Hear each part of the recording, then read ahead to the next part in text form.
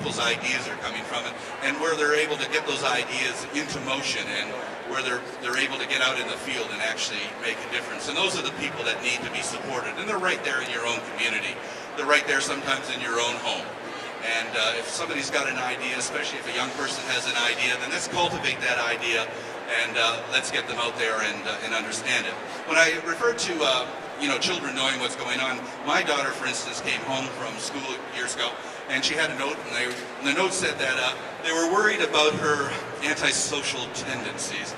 And the reason being is the question was the definition of government. And my daughter said, well, the government is a group of men who get together to kill animals and other people. And I said, well, that sounds pretty accurate to me. Can somebody else, except for stealing money from us, can anybody else really explain what they do? But what that means is that we really can't expect any solutions to come from government. Rarely have they come up with anything.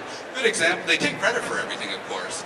A good example of this is the women's movement in this country. Women who fought for the right to vote were bullied and beaten and jailed and criticized primarily by one Woodrow Wilson, President of the United States. And when they won what they were fighting for, who signed the bill and took credit for it? Woodrow Wilson, President of the United States. So, the fact is that these politicians, Mark Twain actually had them pegged right when he called Congress a parliament of horse.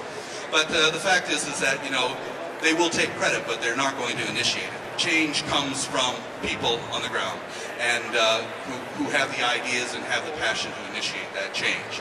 And like I said, I'm really seeing more and more of this. Now, the fact that you have this Eco Expo here, this Go Green Expo here, and in fact, 2 weeks ago, I was at one in Paris, this sustainability conference. 20 years ago, 30 years ago, this would be unimaginable.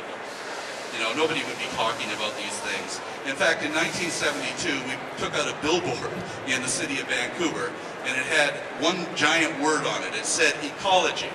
And then in smaller letters, it said, look it up and get involved. Nobody knew what the word meant. So we certainly have increased awareness. Now, the problem is that people know what's going on. They're far more aware than ever.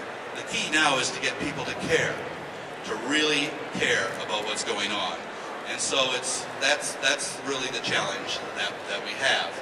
Our ships fly a very unique flag. It's a purple and white flag with a pine tree in the middle of it. We're the only two ships in the world that fly this flag, and that was given to us by the Mohawks, and it's the flag of the 5 nations of the Iroquois.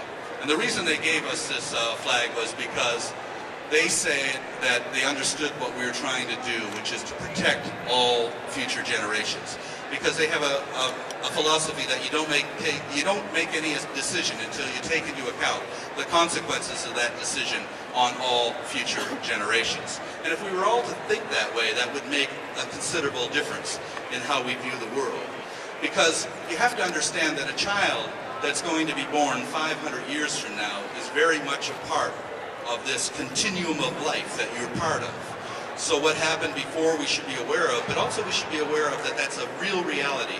And the world that we leave to these children 500 years, 1,000 years from now, they're going to judge us for that. Because environmentalists and conservationists represent the true majority of humanity, because we represent all of those billions of people who have yet to be born over the next 100 generations.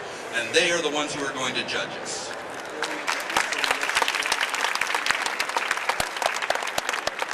When they look back from a vantage point of 500 years ago, that's if we manage to survive, they're going to say, okay, now what did your great-great-great-grandfather did? Oh, he made $1 billion. Oh, wonderful.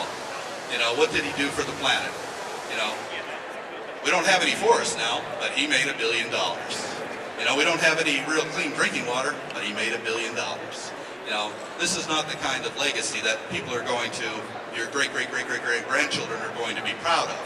What they're going to be proud of is if you actually did something to intervene to make their world richer because of what you've done. And so that's really the way we should look at it. I was asked years ago, one time I was doing a debate with a whaler, and he said, Watson, you say that whales are more intelligent than people. This is a stupid thing to say. I said, well, look, George, I measure intelligence by the ability to live in harmony with the natural world, and by that criteria, whales are far more intelligent than we are. And he said, well, by that criteria, cockroaches are more intelligent than we are. And I said, you're beginning to understand what I'm trying to tell you.